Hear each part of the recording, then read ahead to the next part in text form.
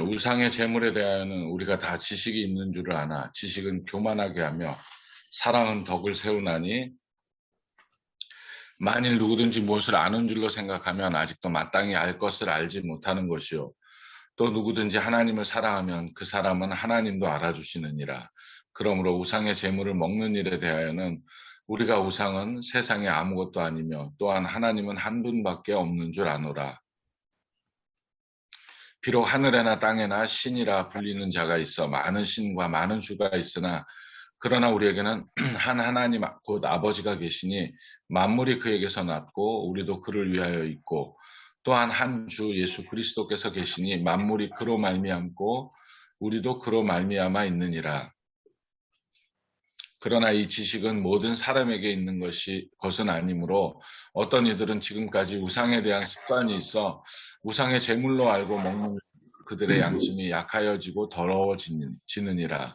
음식은 우리를 하나님 앞에 내세우지 못하나니 우리가 먹지 않는다고 해서 더 못 사는 것도 아니고 먹는다고 해서 더 잘 사는 것도 아니니라. 그런즉 너희의 자유가 믿음이 약한 자들에게 걸려 넘어지게 하는 것이 되지 않도록 조심하라. 지식 있는 내가 우상의 집에 앉아 먹는 것을 누구든지 보면 그 믿음이 약한 자들의 양심이 담력을 얻어 우상의 재물을 먹게 되지 않겠느냐. 그러면 내 지식으로 그 믿음이 약한 자가 멸망하나니 그는 그리스도께서 위하여 죽으신 형제라. 이같이 너희가 형제에게 죄를 지어 그 약한 양심을 상하게 하는 것이 곧 그리스도에게 죄를 짓는 것이니라. 그러므로 만일 음식이 내 형제를 실족하게 한다면 나는 영원히 고기를 먹지 아니하여 내 형제를 실족하지 않게 하리라. 아멘. 자, 이제 본문의 그 역사적 문학적 상황에 대해서 말씀드리겠습니다. 고린도의 지적 특성은 두 개의 천년 항구가 있는데 갱그레오와 레카임이라는 천년 항구를 끼고 있어서 거기에서 이제 통행세 및 관세 수입으로 세수가 풍족했다고 되어 있습니다.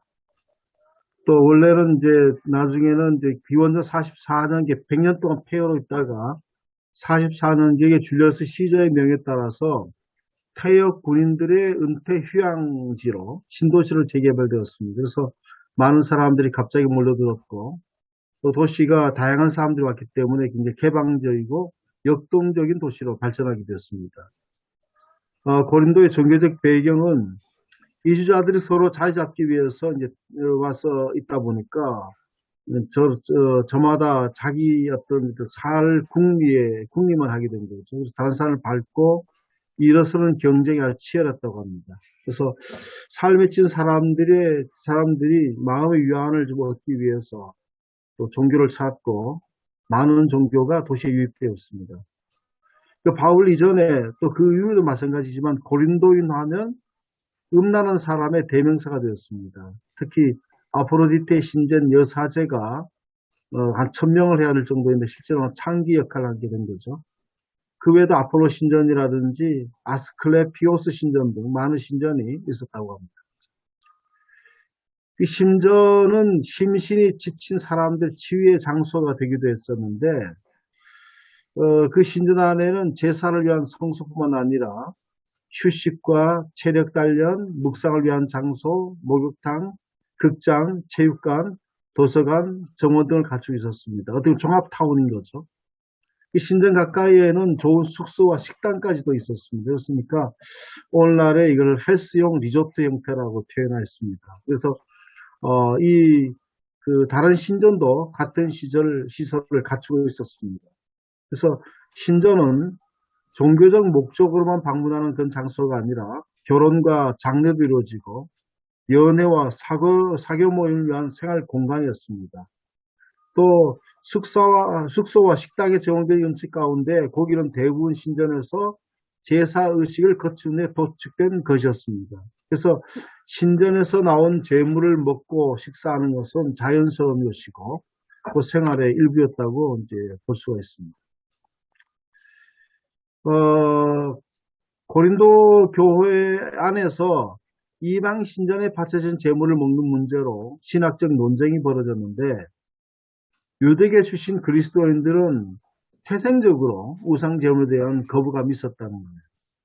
그러나 이방인 그리스도인들은 벌써 삶 자체가 바로 그런 어떤 신전 중심의 삶이기 때문에 그것을 자립지 못했습니다.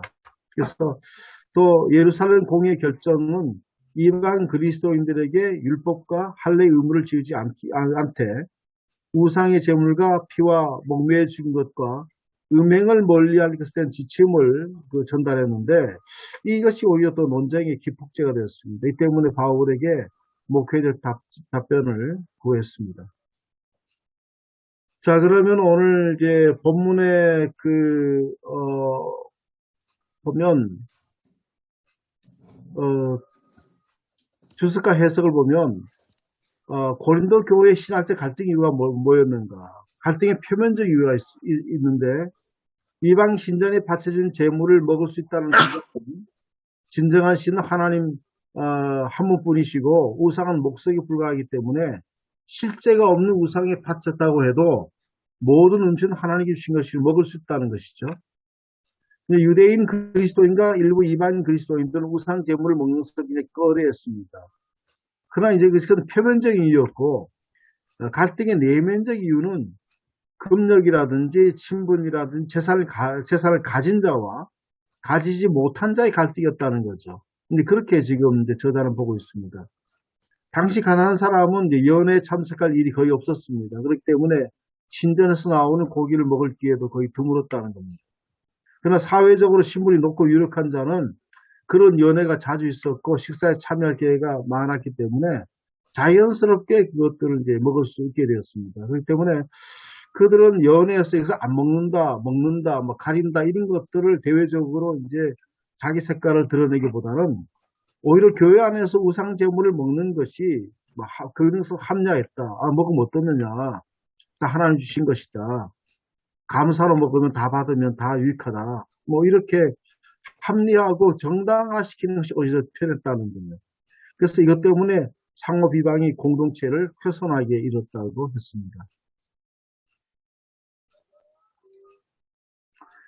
그래서 갈등에는 바울의 가르침을 쓰는데 우리가 다 지식이 있다는 거예요. 이것들은 다 이제 바울이 그들에게 전한 메시지의 내용이었습니다. 그래서 우상은 세상에 아무것도 아니다. 식물은 우리를 하나님 앞에 세우지 못하는 것이다. 이런 메시지가 이제 바울이 전한 것이고 메시지를 바울이 다시 반복하고 있는데 이 메시지를 우상 제물을 먹는 자들이 자기들의 주장을 정당화하는데 이제 사용했다는 거예요. 바울은 우상 제물에 대해서 거리낌을 가진 사람들을 조롱하며 그들을 강한 믿음 가운데 사는 그들을 조롱하고 자기 믿음을 자랑하는 사람들에게 만일 누구든지 무엇을 아는 줄로 생각하면 아무도 마땅히 알 것을 알지 못하는 것이다. 참된 지식이 아니다라고 하는 것은 강조했습니다. 바울은 그러므로 만일 음식이 내 형제를 실족하게 한다면 나는 영원히 고기를 먹지 아니하여 내 형제를 실족하지 않게 하리라고 말했습니다. 그 다음에 이제 바울은 그리스도를 통해서 얻은 자유는 자신의 믿음과 능력을 자랑하는 것이 아니라 자신의 권리를 포기하면서까지 연약한 자를 보듬고 섬김으로써 하나님의 공동체를 든든히 세운 일에 활용되어야 한다고 보고 있었습니다. 바울은 너희가 먹든지 마시든지 무엇하든지 다 하나님 영광을 위하여 하라. 하나님의 교회나 거치는 자가 되지 말고 나와 같이 모든 일에 모든 사람을 기쁘게 하여 자신의 유익을 구하지 아니하고 모든 사람의 유익을 구하여 그들로 구원을 받게 하라고 하는 고린도 10장 31절 33절의 기조에 그런 기조로 이제 말씀을 그들에게 전해 주었습니다. 자, 본문의 신학적 메시지와 설교 주제, 설교 구성변 재현을 하고 있는데 원칙 고수보다는 친절과 이해, 배와 배려가 우선이다. 그래서 여러 해 동안에 이제 예를 들고 있는데 이제 여러 해 동안 갈등을 일으키고 서로 상호 비방한 부부가 있었습니다. 부부가 이제 숙려 기간을 보내면서 상담 심리 치료사를 이제 찾게 되었는데 상담이 시작됐지만 서로 상대방이 문제라고 하고 자기 옳다고 주장했습니다. 그래서 상담가는 그런 자기가 옳다고 주장하는 것보다는 상대방에 대한 친절과 상대방을 이해하는 것, 상대방의 어떤 배려하는 원칙이 또 들어가지 않은 조언했다는 거예요. 그러면 나를 찾아올 이유가 없다. 그렇게 말했습니다. 그래서 원칙을 우리가 세우다가 친구라든지 동업자라든지 가족의 친지를 잃는 경우가 많다. 그래서 어떤 순간에도 원칙도 중요하지만 사람을 잃어버리는 일을 하지 말아야 된다. 그것들을 제언했습니다. 그 다음에 이제 복음의 자유는 다른 사람에 적용돼야 된다. 우리가 복음으로 율법으로도 자유함을 얻게 됐다면 이런 다른 사람의 자유도 인정해야 된다. 내가 자유로워지면 다른 사람의 자유도 인정해야 된다는 것입니다. 내 믿음만이 정답이라는 오만은 다른 사람의 신앙의 자유를 침해하는 것이다. 이는 믿음이 연약한 자를 실족하게 하는 일이며 하나님 앞에서 그건 죄라고 이렇게 말하고 있습니다. 그래서 내 자유를 내려놓을 수 있어야 한다. 내 신앙의 자유가 있다 하더라도 다른 사람의 삶의 신앙과 삶의 자유를 침범한다면 내 자유를 내려놓을 수 있어야 한다고 했습니다. 우리도 바울처럼 믿음의 선명성, 자기의 신앙의 선명성은 유지하되 많은 사람의 유익을 구하고 그들을 구원 얻게 해야 하기 때문에 지식보다는 덕을 세우고 모두를 유익하게 하는 사랑의 원리를 따라 살아갈 것이다라고 제언했습니다. 자, 설교는 다일교회 김의신 목사님이 설교를 작성했는데 들어가는 말에서 우상제물에 대한 이야기지만 넓혀서 한 부분만 볼, 8장만 볼 것이 아니라 이런 시각으로 11장까지 말씀을 읽는 거 좋겠다. 이런 관점에서 읽는다면 주제와 연결될 수 있다는 거죠. 두 번째는 지식보다는 사랑입니다.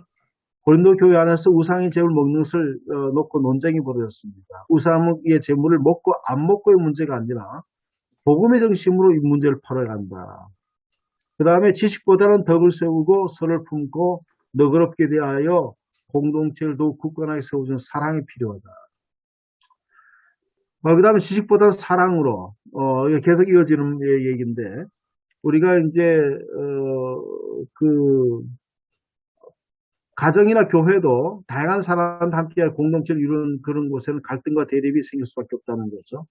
우리가 끈질기게 붙잡을 소중한 가치는 사랑을 통해서 세워지는 덕스러운 태도라고 그렇게 그것을 강조하고 있습니다. 그리고 마지막으로 더 있는데 공동체로 존재하는 교회가 되어야 된다.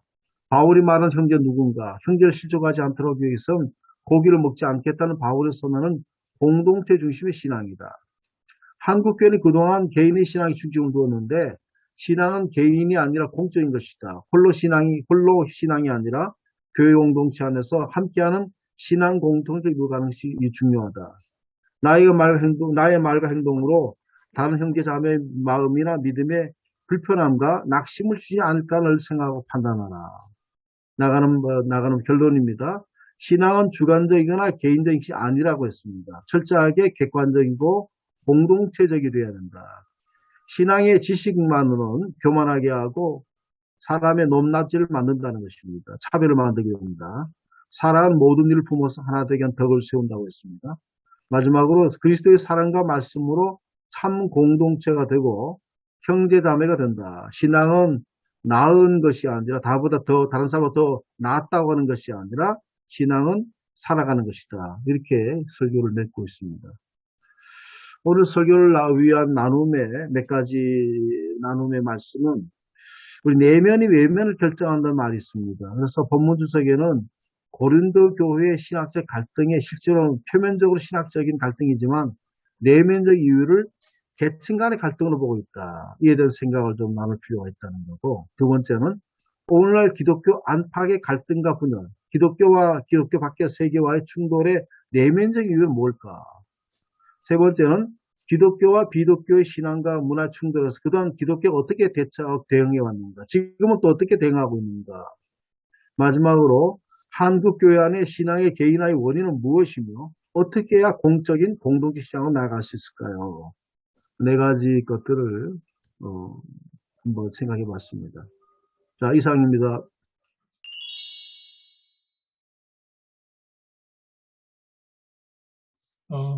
먼저 첫 번째 내면과 외면 이야기 하시면서 본문 주석에 고린도 교회의 신학적 갈등이 있었다는 이야기를 했지 않습니까? 그게 이제 내면적 이유에서 계층 간의 갈등으로 보고 있는데 그 부분에 대해서 조금 함께 이야기를 나눴으면 합니다. 예배와 강단의 이야기가 잠깐이지만 언급됐던 게 이 고린도 교회 갈등이 유대계 그리스도인들과 이방계 그리스도인들의 갈등이냐 아니면은 사회 경제적인 서로 다른 계층 그룹의 교회 안의 계층 그룹의 갈등이냐 요 이야기가 나왔었는데 예배와 강단 쪽에서는 이제 두 번째 이야기를 하셨죠. 두 번째가 아마 최근에 많이 지지받고 있는 입장이다 그렇게 이야기를 하셨는데 그러니까 목사님들 보시기에는 이 고린도 교회의 두 그룹이 어떤 성격이었을까 그걸 한번 좀 이야기하고 왜 두 그룹이 이렇게 갈등을 겪게 되었는지 그 이야기를 좀 나눴으면 좋겠습니다. 그렇게 쉽게 이야기하면 가진 자와 가지지 못하는 예. 사람이 교회 안에서 가진 자와 가지지 못한 자가 서로 다른 그러니까 생활 패턴을 경험하다 보면 이제 그게 교회 안에 와서 충돌이 된다는 그런 관점으로 보십니까? 지금까지는 우리가 먹는 것 때문에 갈등이 일어났다고 이렇게 우리가 알아왔잖아요. 예. 그래서 저도 이제 이런 그 수석을 새로운 시각으로 보게 됐는데, 지금까지는 우리가 어떤 그 우상숭배의 재단의 제물도 먹는 사람과 먹지 않는 사람, 신앙적인 어떤 갈등이 발생했는데, 새로운 시각으로 또 이렇게 보게 되었습니다. 그런데 많은 교회 문제들이 실제로는 겉으로 드러나는 신앙적인 문제라고 보지만 실제 신앙적인 문제가 아닌 것들이 있잖아요. 우리 교단의 분열도 마찬가지였습니다. 합동측과의 분열도 겉으로 보면 신앙적이고 에큐메니칼 문제라고 보지만 우리 내면을 자세히 보면 그게 아니고 신학계 헤게모니라든지 이런 것들, 금전적인 문제들 이런 문제가 복합적으로 올려서 이루어졌다. 그렇게 지금 평가하고 있잖아요. 그러니까 많은 문제가 겉으로는 신앙이지만 표면적인 것들은 그렇지 않은 경우가 참 많이 있었습니다. 근데 뭐 부유한 자들 가운데서도 그 믿음이 약해서 우상의 제물을 안 먹는 사람이 있을 수 있는 거고, 뭐 그런 거 아니겠어. 근데 꼭 그렇게 부유한 사람과 계층 간의 갈등으로만 얘기하는 것은 좀 약간 무리가 있지 않은가 생각이 듭니다. 근데 그 다양한 그 해석은 참 필요한 것 같아요. 뭐 보통 이제 그 신앙적인 이유로 믿음이 강한 사람은 뭐 그 우상은 아무것도 아니라는 걸 알기 때문에 그냥 먹어도 먹는다. 뭐 그다음에 뭐 우상제물 안 먹는 사람은 아직까지 좀 초보적인 신앙이다. 이렇게 이제 얘기를 했는데 이런 거 사회적 배경에서 충분히 그 고려할 수 있는 내용이라고 생각이 들어요.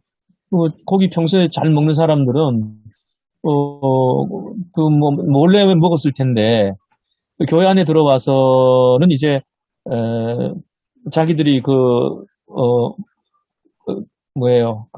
우상에 바쳐진 제물 그 고기 먹는 것을 정당화하려고 이제 그렇게 이제 자기들은 신앙을 포장한 거죠. 뭐 우상 아무것도 아닌데 그러나 이제 고기 못 먹는 사람들은 교회 와서 고기 먹는데 그냥 뭐 믿음으로 자기들은 참 그 가난한 사람들은 참 고기를 못 먹는 사람들이죠, 그죠? 예, 그 사람들은 이제 교회 안에서 그렇게 또 얘기하는 사람들 보고 뭐 비난했다고 하는데 뭐 충분히 있을 거라고 생각이 듭니다. 그래서 어쨌든 우리가 성경을 해석할 때 어떤 고정관념이나 이것보다는 다양하게 해석하면 좀 더 우리가 더 적용하기가 쉽지 않은가 그런 생각이 듭니다.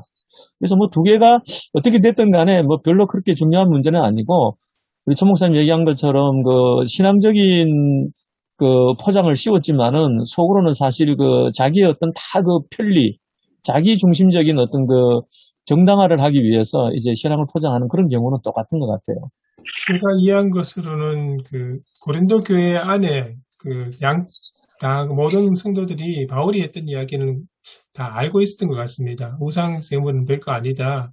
오직 하나님만 참 신이 있다. 그건 신앙의 기본 그 교육 통해서 알고 있었던 것 같아요. 문제는 이제 아는 것하고 실생활에서 이렇게 평생 익숙하다가 이게 잘못됐다고 아는데 한순간에 바꾸기 많이 힘들지 않습니까? 오랫동안 습관으로 굳어져 있던 그것이 벌쑥벌쑥 튀어나오는 그런 모습들, 그거하고 맞물려 있는 것 같습니다. 그래서 가난한 사람들이 실제로 고기를 늘 접하던 사람이었다면 좀 덜했을 텐데, 아주 드물게, 뭐 생소한, 그러니까 희소하게 이제 접하다 보니까 거기에 대해서 우상의 제물이라는 이거하고 너무 이제 과거에 지금까지 제가 가져왔던 그 습관하고 맞물려서 굉장히 부담스럽고 했던 것 같습니다. 거기에 비해서 이제 좀 일상생활에서 늘 쉽게 접하고 잔치나 연회에서 늘 먹던 그런 모습, 익숙했던 사람들은 오히려 상대적으로 이런 바울이 했던 이야기를 발판으로 해서 고기, 우상의 제물, 우상이 바쳐진 제물, 고기는 그렇게 중요한 거 별거 아니다. 그렇게 대할 수 있었던 것 그러니까 같습니다. 가난한 사람들은 오히려 아주 굉장히 그 신앙을 고수하는 바울의 그 어떤 뭐라 그럴까, 굉장히 보수적이라 그럴까요? 자기들은 고기를 안 먹으니까, 우상제물 먹는 거는 그는 우상에 절하는 것과 똑같다. 이렇게 어떤, 우리로 말하면, 예, 그렇게 생각할 수 있을 것 같아요. 그리고 그게 큰 문제가 안 그러니까 일상생활에서 큰 문제가 안 되죠. 가난한 사람들은 오히려 접하는 기회가 드무니까. 그렇습니다. 예. 근데 문제는 그러니까 사회관계 속에서 자주 접해야 했던 그 가진 네. 사람들이 그런 이야기를 들었을 때, 네. 이제 조금 갈등이 생기죠. 저는 반대로 생각할 수 있다 봅니다. 가난한 사람들이 실제로 오히려 이제 그거를 공격할 수 있는 빌미로 삼을 수도 있다는 거죠. 가난하다고 의로운 것도 아니고, 부유하다고 불의한 것도 아니고, 이제 그런 어떤 것으로 볼 수도 있지 않겠습니까? 이제 우리 문화의 상식적으로는 봤을 때, 이제 뭐, 우상의 제물을 바쳤거나 뭐, 제사를 드리면, 사실은 그 제사라는 게 이렇게, 우리 문화성 그렇잖아요. 이렇게 나눔이 있잖아요. 어떤 잔치가 있으면. 그래서 그때 잔치가 있을 때, 가난한 사람들 와갖고 먹을 수 있는 그 문이 열리는 시간들이 그 잔치잖아요. 그렇게 본다면 꼭, 여기처럼 너무 단편적으로 가난한 사람들은 고기를 먹을 기회가 없다. 이렇게, 단정 짓는 것도 좀, 그게 과연 옳은가라는 생각이 들고, 가난한 사람들이 자기들이 못 먹기 때문에, 신학적으로 포장해서 그건 안 된다. 이렇게 말하는 거는 어떻게 보면 가난한 사람들을 조금 폄훼하는 느낌이 들기도 하고요. 예. 그렇게 나누는 건 저는 무리가 있다고 생각해요. 여기서 말하는 건 일반 잔치가 아니고 아주 그 상류층의 사교 모임이라든지 그런 것들이 주로 이제 이루어지지 않았겠나. 동네 사는 그런 잔치가 아니고, 우리가 보통 보면 그런데 잔치가 그런 곳에서 진짜 웬만한 사람, 지금 한국 사회도 그렇잖아요. 그런데 웬만한 데 가서 끼기도 어렵지 않습니까? 그러니까 그런 것들이 주로 신전 사제들과 함께 이제 그런 일들이 있지 않았겠나, 그렇게 이제 보고요. 그러니까 저는 그렇다 하더라도 가난한 사람들이 자기가 못 먹기 때문에 보수적인 신앙을 가졌다. 이거는 좀 너무 예. 예. 동의합니다. 왜냐하면 이제 일반화 시킬 수는 없는 거죠. 예. 네. 이렇게. 그걸 뭐, 보편적으로 다 그렇다고 말할 수는 없다고 생각합니다. 저도 그렇게 생각합니다. 예, 얼마 있으면 이제 설인데요. 사실은 그 절하는 문제, 우리는 그런 게 개신교 안에서 많은 문제로 삼잖아요. 절을 한다거나 또 뭐 부모님 돌아가셨는데 가서 절하는 거, 혹은 뭐 이런 것들이 누군가에게 믿음을 약하게 하는 일, 또 누군가는 나는 뭐 다 하나님 안에서 괜찮다고 생각하는 일, 이런 일로도 또 사실은 많이 갈등들을 겪게 되거든요. 이게 뭐 우상의 제물하고 굳이 연관을 짓기는 좀 그렇지만 전혀 연관이 없다고 생각하진 않습니다. 또 한 가지는 저희 교회가 이제 최근에 이게 뭐 신앙이냐 아니냐하고 상관없이 아주 작은 문제인데 큰 갈등이 된 일이 있어요. 별것 아닙니다. 말씀드리면 웃으실 텐데 우리 교회가 40년 만에 제가 와가지고 처음으로 본당에 신발을 신고 들어가게 했어요. 맨발로 슬리퍼를 신고 다녔는데 비위생적이기도 하고 교인 중에 이제 몸이 조금 불편한 분들도 계시고 어른들도 계시는데 이 신발을 신고 겨울에 그 부츠 같은 것도 신고 오시고 하는데 불편하기도 하고 또 몸 이제 혈압으로 쓰러지셔서 반을 못 쓰시는 분이 신발을 벗는 게 불편하니까 겸사겸사 신발을 신기로 했는데 한 달 이상을 뭐 지금도 사실 잡음들이 좀 나오는데 갈등이거든요. 별것 아닌 거예요. 사실은 이게 뭐 우상의 제물 먹어도 되냐 안 먹어도 되냐 저는 그거하고 비슷한 얘기라고 생각을 했어요. 근데 다 덕이 되는 것도 아니고 가하지만 다 유익한 것도 아닌데 약한 분들을 위해서 우리가 좀 양보하면 어떻겠냐. 몸이 좀 건강하신 분들이 그렇게 해서 지금 마무리를 하고 있는데 사실은 이게 교회 한쪽에서는 이거를 무슨 헤게모니 싸움처럼 이해를 하세요. 그래서 지금 하여튼 다들 그냥 신발 신고 들어와서 예배 드려요. 제가 성질도 냈다 달래기도 했다. 뭐. 방금 말씀하셨던 그 천 목사님 이야기하시는 게 그 습관이라는 게 사실 아까 그 얘기 오 목사님 말씀하신 것처럼 그 고기 잘 안 먹는 가난한 사람들이 뭐 잘 먹는 부자들 그러니까 가진 자들을 비판했다기보다는 정죄했다기보다는 이 사람들은 오히려 그 옛날부터 내려왔던 우상 제물에는 그 습관 때문에 주저하게 되는데 일단 이 사회에 좀 가진 자 쪽에 있는 청문의 사람들은 고기를 쉽게 접하다 보니까 그 자리를 피한다는 것 자체가 사회관계를 끊고 그 손해를 보는 상황이 되지 않습니까? 그래서 이제 어떻게 이제 나름대로 그 정당화, 합리화 시킨 게 이제 바울이 했던 완전 생뚱맞은 이야기가 아니고 바울이 했던 이야기를 가져와서 한 것 같습니다. 그래서 이제 양쪽 속에 갈등이 있던 상황이 된 것 같습니다. 이게 10장 이렇게 죄송합니다. 10장 이렇게 넘어가다 보면 이제 시장에서 파는 물건은 먹어라 이런 이야기도 하잖아요. 사실은 보면은 신전에서 이루어진 물건은 누군가에게 그게 시험거리가 될 수 있으니까 하지 말라. 저는 그냥 그렇게 단순하게 이해했고요. 또 시장에서 파는 물건은 우상의 제물로 드려졌던 그 재물이 원체 많았답니다. 그 고린도에. 그래서 남는 것은 또 나와서 시장에서 팔기도 했는데 그게 드려졌다 안 드려졌다 이걸 떠나서 모르고 먹는 일까지 정죄하지 말아라. 그렇게 저는 이해를 했거든요. 그래서 그걸 뭐 굳이 제 경우라면 가진 자 아닌 자 뭐 이런 게 나눈 것보다는 이게 누군가의 시험거리가 되면 좀 참아라. 아니면 모르고 먹었던 것들은 이해해줘라. 뭐 이렇게 그냥 간단하게 생각했습니다.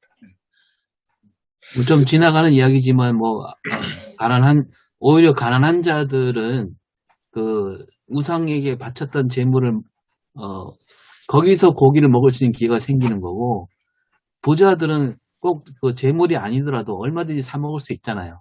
그 자기가 마련해서 먹을 수 있는데 가난한 자, 이 우상에게 바쳤던 그 제사 때 남은 음식 그거는 오히려 가난한 자들에게 더 많이 제공되지 않을까 이런 생각도 듭니다.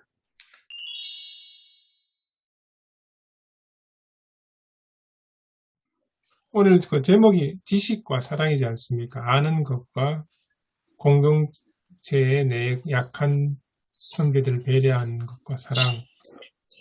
그 부분을 조금 이야기를 했으면 좋겠습니다. 안다는 게 뭔지 또 진짜 그러니까 여기는 지식과 사랑으로 대비를 했는데 정말 안다는 게 단순히 지식적인 이론적인 그걸 여기서 이야기를 한 것 같은데 진짜 또 다르게 보면은 안다는 게 우리 공동체를 알고 형제 자매에 대해서 안다면 또 다른 암이 아닐까. 그리고 배려를 하게 되지 않을까. 그런 생각도 들거든요. 신앙에서 암과 사랑과 배려. 그 선악을 알게 하는 나무 할 때 안다와 호세아가 여호와를 힘써 알자 할 때 안다라는 게 좀 다른 의미 같아요. 제가 볼 때는. 그 뭐 히브리어는 제가 안 찾아봤는데 다른지 같은지 모르겠는데 우리가 이제 흔히 얘기하는 여호와를 알자라는 것은 야다라고 알고 있잖아요. 근데 이 야다는 그냥 이렇게 지식을 쌓는 의미의 안다가 아니라 어떤 몸으로 삶으로 겪는 의미를 갖고 있다면 선악을 알게 한다 했을 때는 그 아는 것은 어떤 그 상대를 분석하고 좀 그런 어떤 권력 의지 뭐 그런 의미가 담겨 있지 않은가. 그렇게 했을 때 오늘 말하는 지식이라고 했을 때는 바로 그 선악을 알게 하는 할 때 그 알미 아닌가 그런 생각이 듭니다. 그러니까 오 목사님, 제가 이해한 대로 다시 되풀이하면 그 호세아서에 안다 하는 것은 경험과 몸과 삶으로 알아가는 과정까지 다 포함해서 안다니까 예, 여기는 사랑도 사실 포함되지 않겠습니까? 예, 그러네요. 예, 맞습니다. 예. 뭐 튀기고 뽑고 하다가 또 사랑하기도 하고 뭐 예, 그까지 포함하는 알미고 그다음에 지식으로서 안다는 것은 쉽게 이제 논쟁으로 가고 대립으로 가고. 예.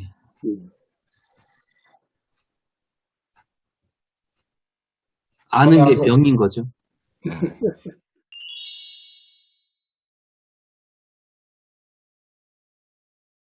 교회라고 하는 곳이 참 원래 뭐 다양한 분들이 오시는 곳이니까 또 참 그 색깔이 굉장히 강하다고 그럴까요? 여러 가지 그런 문제들이 상충되고 늘 이렇게 갈등이 많이 일어나는 곳이 교회라는 생각을 우리 주변에서 이렇게 보면서 느끼는데요. 원래 그렇게 교회가 문제가 많은 곳이라고는 하지만 죄인들이 모여 있는 곳이라. 예. 참 고린도 교회는 참 별난 교회다. 정말 갈 때까지 간 교회다. 왜냐하면 아니 하다 먹는 것까지 문제를 일으킨 교회가 이 고린도 교회인 거예요. 뭐 여러 가지 뭐 문제들 많이 있었습니다만 이제는 먹는 것까지 이제 가지고 이제 문제를 삼거든요. 참 보면 지지고 볶고 난리를 치는 그런 교회인데 이 먹는 거 갖고 이렇게 이야기를 하는 거 보니까 그들의 신앙이 물론 이제 기독교 초기 단계니까 또 그러기도 했겠죠. 상당히 아주 저급하고 초등적인 수준에 머문 그런 상태에서 근데 그때는 그랬다 손 치더라도 오늘날도 사실 교회 안에서 아주 시시비비 여러 가지 사소한 거 가지고 이런 문제들을 일으키는 거 보고 참 신앙이 왜 그렇게 저급한 수준에 머물러서 이게 사실은 여기 뭐는 되고 뭐는 안 되고 이제 뭐 말은 합니다만 뭐 바울은 바울의 입장에서 문제를 해결해야 되니까 또 어떤 뭐 의견도 제시하고 합니다만 결국에는 사람이 모인 곳에서 어떤 뭐 주장을 하거나 어떤 뭐 해결책을 내놓거나 뭐 여러 가지 하는 것들 중에는 대부분 보면은 그것을 통해서 자기 변명 내지는 상대방을 비하하거나 폄훼하기 위한 그런 목적으로 이런 것들을 문제를 해결하는 것을 많이 보거든요. 그래서 그런 쪽이 아니라 여기 성경의 본 주제와 마찬가지로 남을 위해서 덕을 세우고 남을 배려하고 사랑으로 좀 이해하고 이렇게 하는 것이 교회의 모습 아니냐. 이걸 뭐 먹는 게 뭐 먹어도 된다 만다 이건 그게 문제가 아니라 남을 이해하고 배려하고 남을 이렇게 좀 감싸줄 수 있는 그게 진짜 교회 아니냐. 저는 오늘 본문을 읽으면서 그런 생각이 들었습니다. 영어 성경이나 이런 데 보면 그 지식은 자기를 자랑한다 그러는데 그 자기를 잘난 체하고 이제 뻐기는 거. 이게 이제 개인적인 신앙이잖아요. 결국은. 그리고 이제 그 사랑, 이것은 공동체를 세우는 것인데, 그래서 이게 개인적인 신앙은 개인에게서부터 시작이 되죠. 개인이 기도하고, 뭐 개인이 경건 훈련하고, 신앙은 개인에게서 시작이 되지만, 그러나 목적은 공동체를 세우는 대로, 나가야 되거든요. 그래서, 아까 말씀하신 것처럼, 우리 신앙의 그 온전한 모습은, 자기 신앙, 우리 습관이나 아니면 자기 주장이나 자기 편리나 자기 이익을 결국은 이거를 내세우려고 겉에다가 신앙을 포장해서 이제 이렇게 서로 대립을 하는데 그 안을 보면은 전부 개인적인 자기 신앙이거든요. 그래서 이게 이제 바울이 말하는 이제 공동체 신앙, 하나님 그리스도의 몸을 세우는 이것으로 나가려면 결국은 이게 개인적인 자기 신앙 이게 깨어져야 되거든요. 그래서 저는 오늘 말씀이 참 그 의미가 있다고 생각이 들어요. 예. 그래서 우리가 늘 우리 프로페자의 모임에서도 많이 얘기했지만은 이 공동체를 세워 나가는 게 결국은 이 교회를 세우는 게 이게 신앙의 완성이고 이게 마지막 단계다. 아무리 개인 신앙이 구원의 확신이 있다고 해도 평생에 교회 한 번 세우지 못하고 다시 말하면 연합해 보지 못하고 하나 돼 보지 못하고 그냥 개인적 신앙 구원받는다면 과연 이게 정말 그 십자가의 정신일까 이렇게 생각해 볼 수 있는 거죠. 제가 질문 가운데도 했는데 왜 우리 신앙의 개인화가 한국 교회 안에서 물론 다른 세계 교회도 똑같은 양상을 보이지만 한국 교회 안에서 신앙의 개인화가 된 그 원인이 뭘까? 그런 것들을 한번 우리가 지금 현재 신앙의 거의 개교회, 개인화, 개인 목회 이런 걸로 다 돼 있잖아요. 그래도 원인이 왜 그래 됐을까라고 하는 거를 한번 유일 교수님 한번 짚어주셨으면 좋을 것 같습니다. 예. 갑자기 지금 말씀하시니까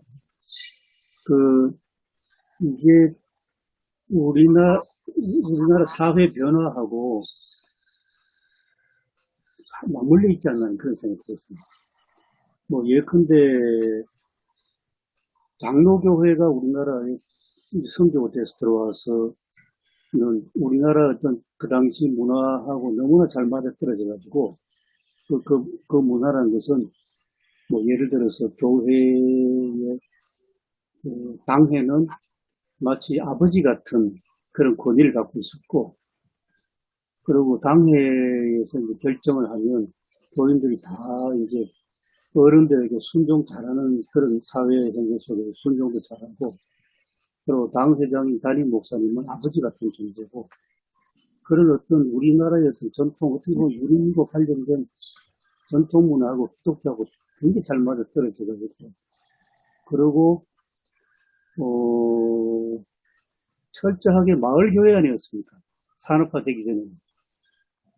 교회 이름도 마을 이름이 교회 이름이고, 그렇게 해서 살아가는 동네, 교회가 있는 동네하고 결코 유리되지 아니하는 그런 교회로 잘 이제 소위 토착화가 돼 있었는데, 제가 보기엔 문제는 산업화 시대 이후 생각이 듭니다.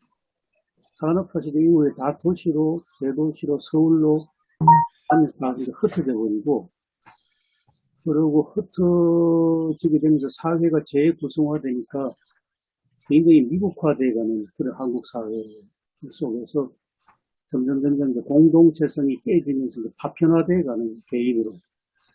공동체 안에서 개인이 존재해야 이게 소위 건전한 개인과 건전한 공동체가 형성되는데, 여기 이 개인은 점점 파편화되어 가니까 결국은 자기 중심이 될 수밖에 없고 이익이 될 수밖에 없고, 그런 상황에서 도시의 교회, 특히 서울교회는 지역하고는 아무 상관없이 자기 교회만 잘 되고, 자기 교회만 부흥하고, 대형화되면, 그거는 뭐라 할까요? 그걸로 뭐 만족을 누리면서, 뭐 사회, 자기가 속해 있는 동네하고는 뭐 전혀 관계를 짓지 아니하고, 그렇게 해오다가 이제 교회가 대형화되면서 힘을 가지니까, 가뜩이나 이기주의고, 개인화된, 파편화된 그 교회가 힘을 가지니까, 그 힘이 공용화돼가지고, 막, 교회도 해집고 다니고, 사회도 뭐, 완전히 자기들 마음대로 횡포를 부리고 있고, 결국 그 마지막에 저는 세습 아닌가. 최근 여수까지. 예, 임 교수님 말씀에 정말 저도 적극 공감하고요. 왜 그런 말이 있잖아요. 그 제자가 스승을 뛰어넘지 못한다고. 목사들이 그렇게 가르쳤다고 생각합니다. 그 개인주의, 그 이기적인 욕망에 부추겨서 목회를 해왔고, 사실 너가 잘 된다고 얘기할 때가 가장 잘 먹히는 거 아니겠어요? 뭐 마트 같은 데 가면 반짝 세일하면 다 자기를 위해서 모이는 거잖아요.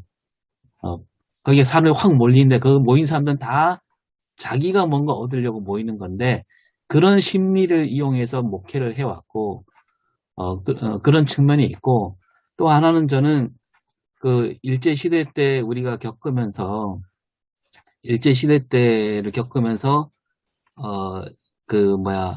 집 밖에 나가면 다 적인 거죠. 서로 믿을 수 없는. 그 일제 36년의 경험이 한국 사회 공공성을 잃어버리게 한, 그런 경험이기도 하고, 그래서 저는 그런 한국교회가 공동체성을 좀 잃어버린 원인을, 그 일본 놈들 때문이고, 그 다음에 목사들의 욕망 때문이다. 저는 그렇게 생각합니다.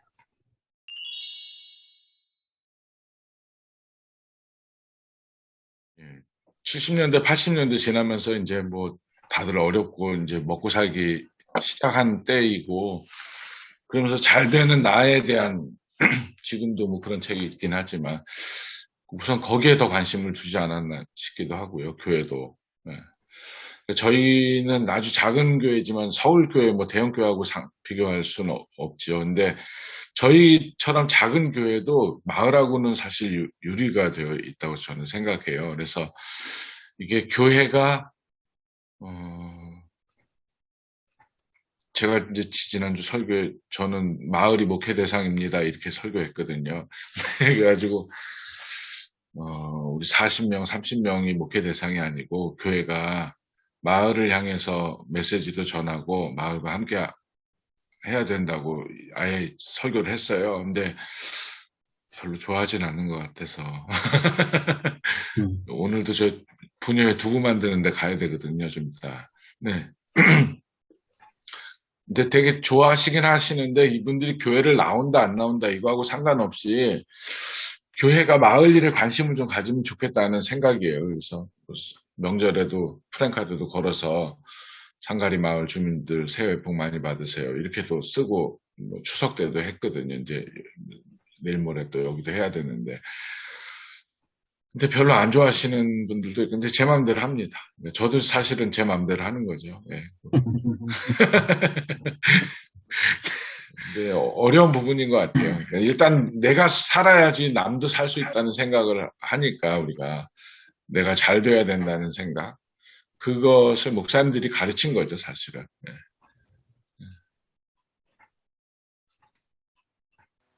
나 죽으면 아무 소용 없는 거예요.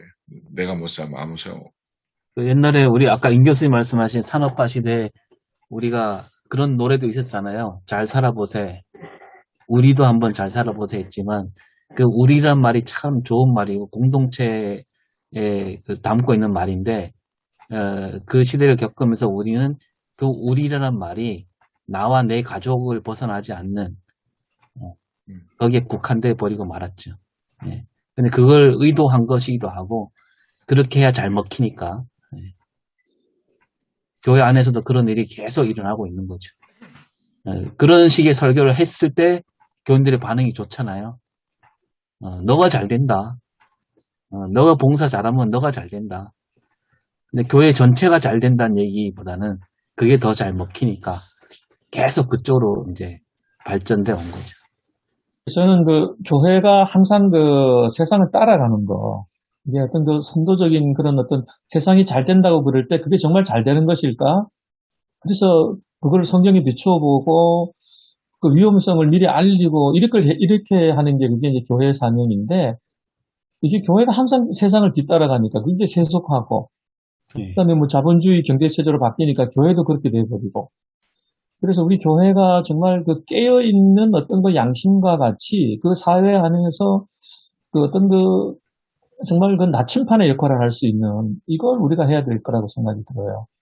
네, 그래서 뭐 개인적으로 다 잘 사는 거 다 잘 산다고 뭐 그렇게 북치고 장구치고 할 때 교회만은 이렇게 가면 어떻게 될까라는 것을 좀 생각해보고, 그리고 그것도 필요하지만 그러나 이렇게 될 위험성도 있다라고 하면서 어떤 그 성경의 정신을 가르치고 이렇게 하는 게 교회가 참 해야 될 일인데, 참 뭐 너무 우리가 참 할 일을 못하고 있다는 생각이 듭니다.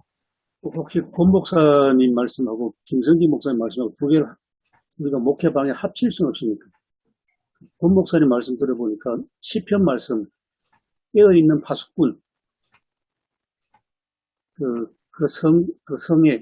성에 무슨 일이 일어날지를 깨어있는 파수꾼이 교회가 돼가지고, 그래서 파수꾼의 역할처럼 항상 성 안에 있는 사람들은 굴굴 잠들 수도 있지만은 항상 이 파수꾼의 의식이 깨어있고, 새벽에도 일찍이나 깨가지고 이 성에 위험이 온다, 앞으로 이렇게 된다, 이걸 그런 파수꾼의 역할을 하면서 동시에 목회 영역이 교회 울타리 안에 매몰되지 말고 그 성 전체, 그러니까 마을 전체를 목회하는 목사로 교회가 지금 그렇게 가는 게 시급하지 않을까 그런 생각이 자주 듭니다. 저는 그 공통점이 그 성을 사랑하는 그 마음이라고 생각합니다. 예, 예, 그 공통점이. 예, 마을 목회하시는 분들도 그 성을 정말 사랑하는 사람이고, 예.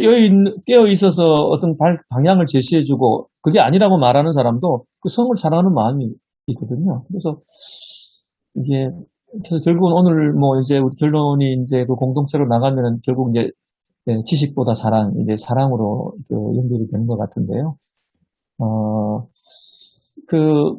오늘 저는 그 새벽에 말씀을 이제 묵상을 하면서, 하루살이는 걸러내고 낙타는 삼키는 그 서기관과 바리새인들, 아주 조그마한 율법 하나에는 목숨을 걸지만 그 율법의 대의, 율법의 강령이라고 할 수 있는 하나님 사랑과 사람 사랑은 거기에서는 탈선해버린 사람들.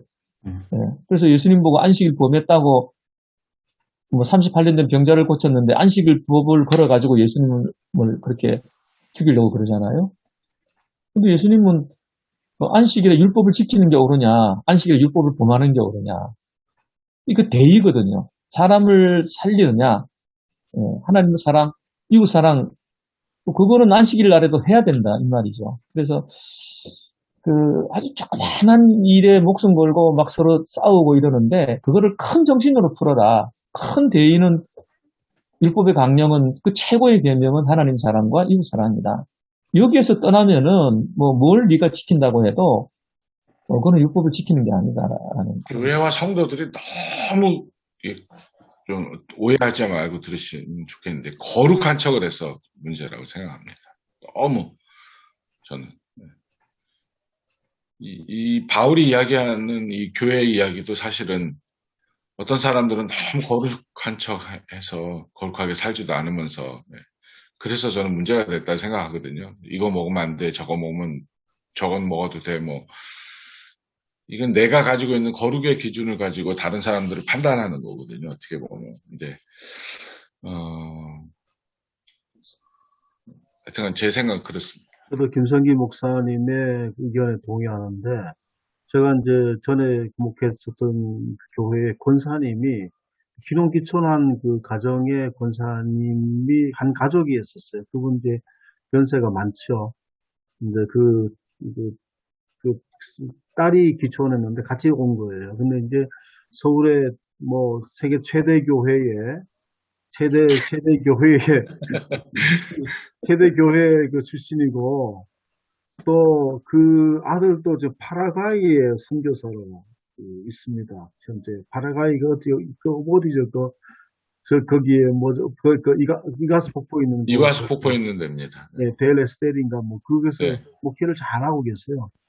근데 뭐 선교 어떻게 잘한다고 선교사님들 했지만 그냥 보통 생각하는 그냥 일반적으로.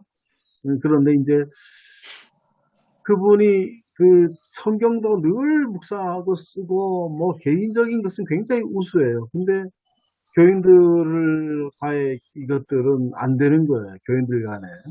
자기가 하는 말을 그냥 그렇게 해서 딱 툭툭 던지는 거예요. 당신은 옳다고 던지는데 다른 사람들한테 굉장히 상처가 되는 거죠. 그래서 자녀를 또 예배 끝나자마자 그 엄마의 성격을 알기 때문에 빨리 집으로 데려가. 다른 사람 얘기하면 툭툭 던지는 말에 그냥 사람 상처받기 때문에 식사도 안 하고 빨리 집으로 모셔가려고 그렇게 하는 걸 봤습니다. 개인적인 신앙은 굉장히 훌륭하거든요. 기도도 많이 하시고 동네 기도하는데 다른 사람한테는 자기 중심적인 얘기, 자기가 신앙생활 했던 거, 자기 같은 얘기를 하는데 그게 다른 사람들한테는 굉장히 상처가 되고 좀 그랬었습니다. 그래서 그 때문에 갈등이 진짜 많았었습니다. 참 그런 것들에 대해서 이게 심각하다. 우리가 배울 때부터 잘 배워야 된다. 개인적인 지난번 중앙대 교수가 김누리 교수가 하면서 한국 사회는 개인의 능력에 기대는 사회다. 그런 게 되기 때문에 그걸 이제 정하기 시작했는데 지금 우리도 그런 영향 속에 있고 교회도 개인의 능력, 신앙의 능력에 기대는 어떤 그런 교회이지 않겠나 생각되고 우리 교회가 갖고 있는 중요한 공동체성을 우리 교회에서 잘 회복하면 우리가 교회의 중요한 특성들이 한국 사회에 정말 새로운 울림이 되고 기회가 될 거다. 그래서 교회 공동체성을 어떻게 하면 강화시킬 수 있을까라고 하는 어떤 것들은 다 우리가 교회 목사님들이 다 갖고 있는 과제겠죠. 오늘 본문으로 다시 돌아가면요. 바울은 이 논쟁에 있어서 이거 우상 제물을 먹고 안 먹고는 그 자체는 큰 문제가 아니다라는 것을 이미 밝히고 있잖아요. 그래서 여기서 8절에 보면 우리가 먹지 않는다고 해서 못 사는 것도 아니고 먹는다고 해서 더 잘 사는 것도 아니다. 이렇게 아주 가볍게 얘기하면서 그러나 우리가 중요하게 생각해야 되는 것은 우리 천 목사님이나 다른 목사님 말씀하신 대로 교회 공동체를 세우는 일이다.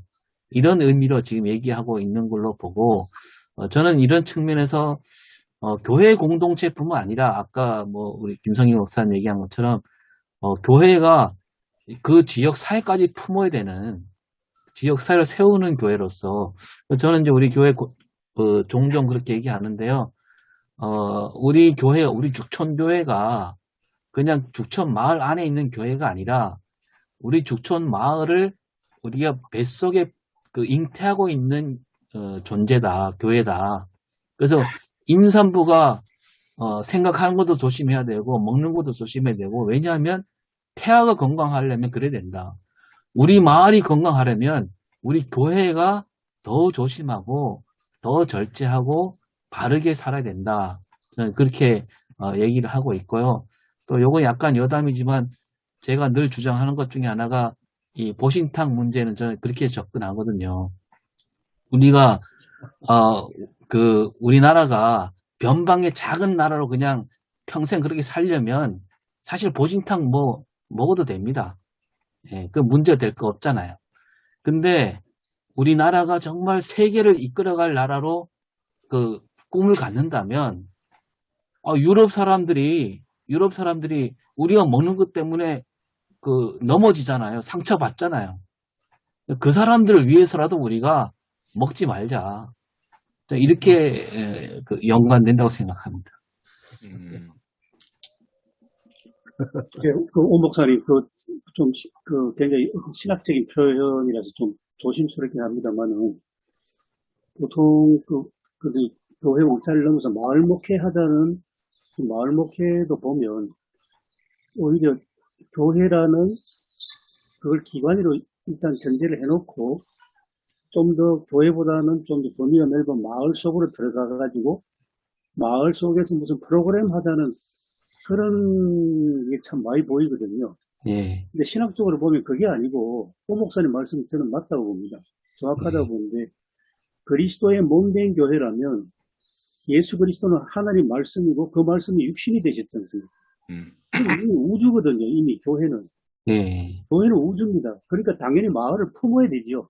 예, 교회가 뭐 마을 속에 조그마한 어떤 뭐 자리를 점유할 수 있는 그런 교회가 아니고, 그것도 맞지만 현실적인 그렇지만 그리스도의 몸된 교회라면 우주적인 그리스도가 마을을 품는 게 그 당연하지.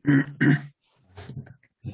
그래서 마을 목회에는 그런 신학적인 기반을 갖고 가야 되지 않을까 그 생각입니다. 당연히 마을로 가긴 당연히 가야 되고. 뭐 바울도 그랬고 우리 목사님들도 다 마찬가지지만 정리를 해 줘야 되는 입장에 서다 보니까 뭐 모른 척 할 수는 없잖아요. 그런데 어지간하면 진짜 죽고 사는 문제 아니면 이 회중들의 성도들이 되겠죠. 그들의 삶을 인정해 주는 것도 필요하지 않겠느냐. 뭐 스스로 알아서 할 수 있게끔 이렇게 좀 뭐 시간이 좀 필요는 하겠습니다만 어쨌거나 뭐 사나 죽으나 먹으나 안 먹으나 다 주님을 위해서만 할 수 있다면 그 뭐 먹는 것도 또 안 먹는 것도 그게 뭐 그렇게 대단한 거냐. 그냥 그들을 이렇게 좀 지켜봐 주는 그런 넓은 아량도 필요하겠다 이렇게 생각이 들고요.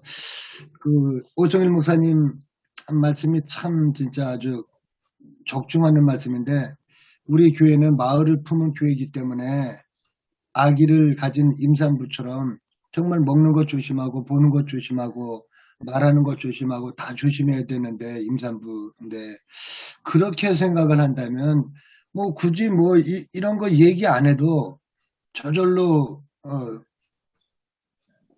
내 몸이 임산부라고 생각을 하니까 조심할 것 아니겠습니까? 그게 아마 공동체적인 아마 발전이 아닐까 그렇게 생각이 됩니다.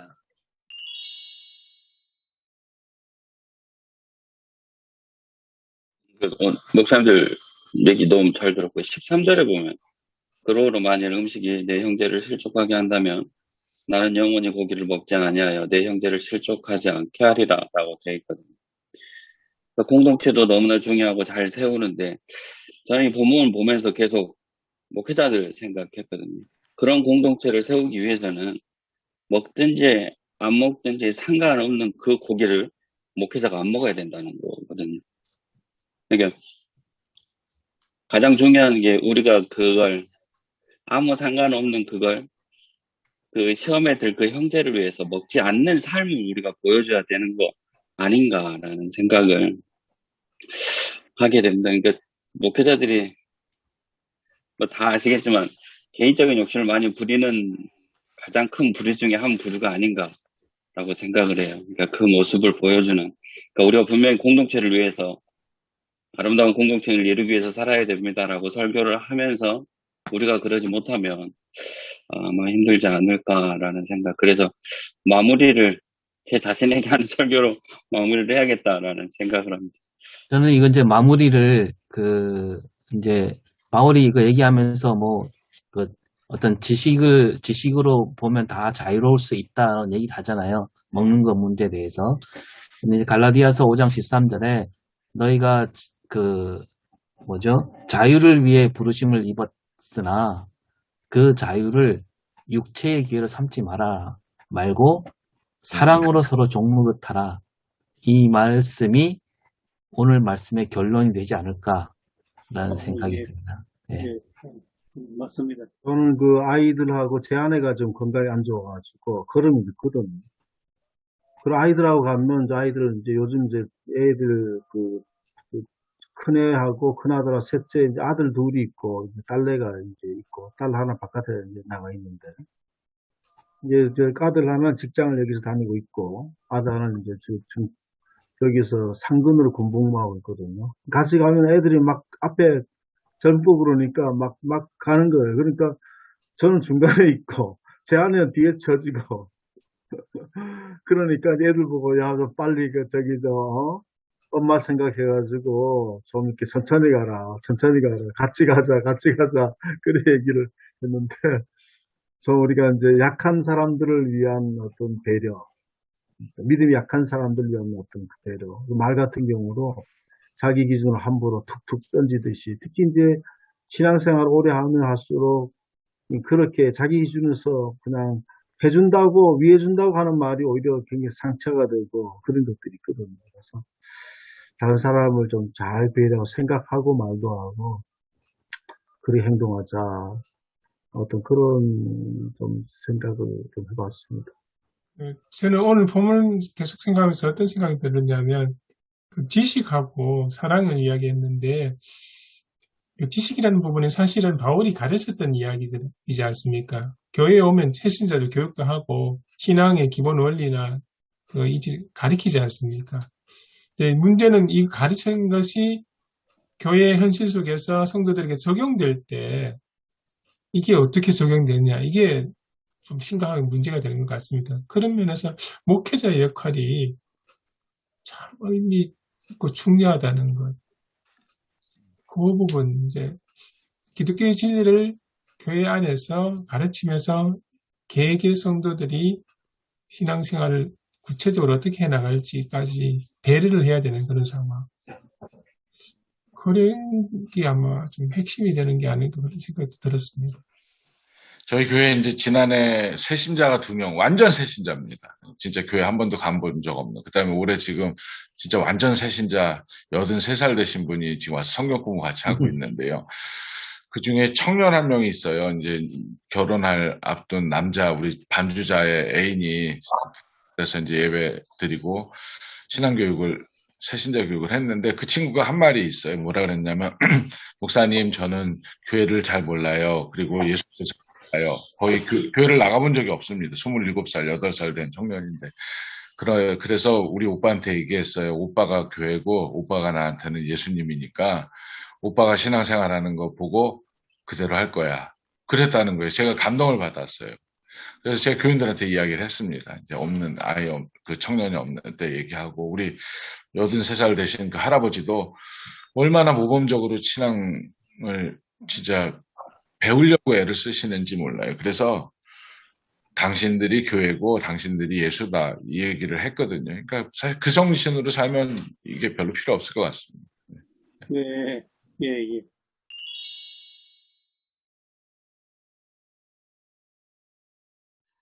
하나님 감사합니다. 우리가 실제로 우리의 내면적 이유들이 있습니다. 겉으로 드러나는 것이 아니라 우리 갈등과 충돌의 원인들이 있는데, 우리가 또 정말 내 자신의 생각이 아니라 또 다른 사람의 생각도 하고 배려할 수 있게 하시고, 지금 파편화되어 있고 개인 능력주의 기대기는 한국 사회를 치유할 것은 교회 공동체성입니다. 근데 우리도 교회가 이렇게 개인적으로 신앙으로 개인의 능력에 의존하고 있습니다. 하나님, 이것이 아니라 함께 나갈 수 있도록 약한 자들과 또 그 더디건 사람들과 함께 할 수 있는 그런 어떤 공동체적인 신앙을, 교회의 고유성을 우리가 또 고유성을 회복하게 하셔서 이 교회 교육성을 통해서 한국 사회에도 우리가 큰 울림이 될 수 있는 교회가 되게 하옵소서. 설교 모이게 해서 감사하고 저희의 지혜를 주셨고 좋은 이야기를 나누기 위해서 감사드리며, 앞으로 지속적으로 이 모임들의 하나의 공동체를 이룰 수 있는 귀한 설교 모임이 되게 하옵소서. 예수님의 이름으로 기도드립니다. 아멘. 감사합니다. 고맙습니다. 예.